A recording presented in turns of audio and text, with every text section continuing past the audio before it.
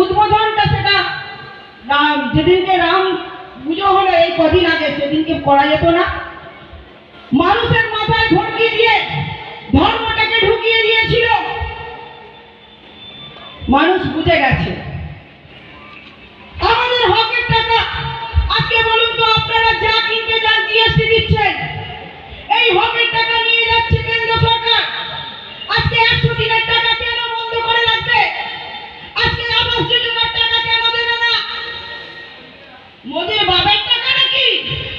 ওই বিজেপির বাবার টাকা আমাদের থেকে এখানে রক্ত চুষে নিয়ে যাচ্ছে। আর ভোটটা এলেই নানান রকমের এক একটা করে, কখনো ইডি ধরিয়ে দিচ্ছে, কখনো কোনো গল্প নাটক করে দিচ্ছে, কখনো 15 লাখের গল্প বলাচ্ছে। মানুষ বুঝে গেছে। আজকে দেখুন, আপনারা সকলে 100 দিনের টাকা দেবেন না, আবাসের টাকা দেবেন না, সেই গদ্দারটাকে বসেছিল পরের দিন 12টার সময়, আর মমতা বন্দ্যোপাধ্যায় রাত্রির 12টার সময় পৌঁছে গিয়েছিল। কিন্তু সেখানের সাংসদ বিজেপি, সেখানের বিধায়ক বিজেপি। আজকে মানুষের জন্য ভাবেননি, যাদের ভোট নিয়ে আপনারা সেখানে যাবেন তাদের কথা ভাবেননি।